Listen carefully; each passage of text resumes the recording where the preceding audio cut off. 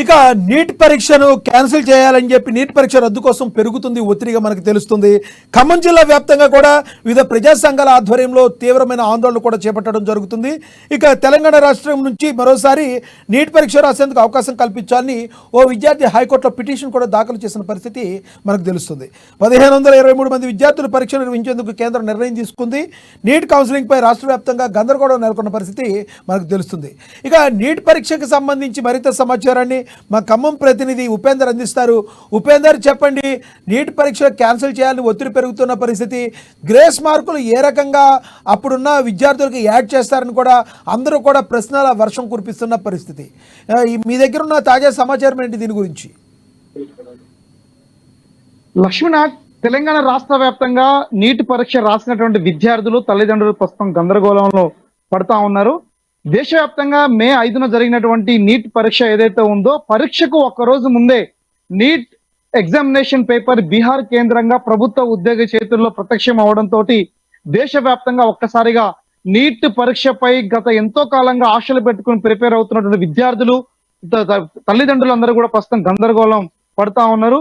ఎంతమందికి ఈ neat paper leak అయిన పేపర్ అందింది అనేటువంటి అంశం గురించి ప్రస్తుతం చర్చనీయాంశంగా మారింది. బీహార్ కేంద్రంగా మరోవైపు ఉన్నటువంటి ఇతర జిల్లాలలో కూడా ప్రత్యక్షం అవడంతో ప్రస్తుతం నీట్ పరీక్ష లీక్ అయిన పేపర్ ఎవరెవరి దగ్గరికి చేరింది, ఎలా చేరింది అని చెప్పేసినటువంటిది కూడా ప్రస్తుతం ఎన్టీఏ ఇన్వెస్టిగేషన్ ఏజెన్సీ వాళ్ళు కూడా ప్రస్తుతం ఆ రకమైనటువంటి ఇన్వెస్టిగేషన్ చేస్తా ఉన్నారు. ఈ నేపథ్యంలోనే దేశవ్యాప్తంగా అటు ఉత్తరప్రదేశ్, ఢిల్లీ, హైదరాబాద్, ఖమ్మం, మొత్తం తెలంగాణ రాష్ట్ర, ఆంధ్రప్రదేశ్ మొత్తం జాతీయ వ్యాప్తంగా ఉన్నటువంటి ఏవైతే ప్రజా సంఘాలు, విద్యార్థి సంఘాలు, యువజన సంఘాలు, రాజకీయ పక్షాలు, ప్రధానంగా సిపిఎం, సిపిఐఎంఎల్, ప్రజాపంత పార్టీ లాంటివి కూడా ప్రస్తుతం నీట్ పరీక్షను తక్షణం రద్దు చేయాలని చెప్పేసి డిమాండ్ వస్తా ఉన్నాయి. మరోవైపున కౌన్సిలింగ్ డేట్స్ కూడా కేంద్ర ప్రభుత్వం ఇంకా అనౌన్స్ చేయకపోవడంతో కొంత గందరగోళం నెలకొందని కూడా మనం స్పష్టంగా చెప్పుకోవచ్చు. ఈ నేపథ్యంలోనే దేశవ్యాప్తంగా జరిగినటువంటి ఈ ఎగ్జామినేషన్ పేపర్ యొక్క లీకేజ్ ఘటన సంచలనాత్మకంగా ముగియడంతో ప్రస్తుతం ఆ దేశవ్యాప్తంగా బీజేపీ అనుసరిస్తున్నటువంటి ద్వంద్వ వైఖరి పట్ల కూడా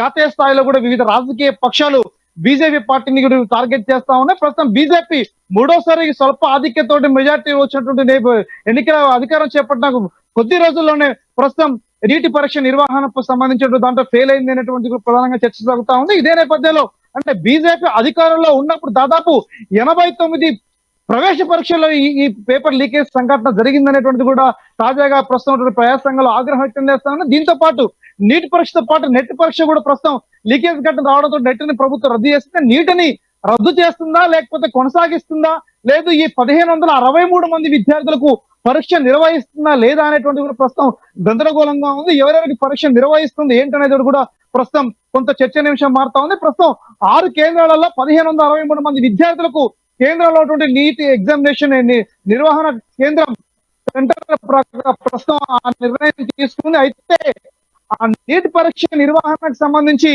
ఆ ఎగ్జామ్ మరోసారి రాయడానికి కల్పించారా తెలంగాణ ఒక విద్యార్థి సుప్రీంకోర్టులో ప్రస్తుతం పిటిషన్ దాఖలు చేయడంతో ప్రస్తుతం అది దేశవ్యాప్తంగా చుట్టుముట్టుదాడుతా ఉంది.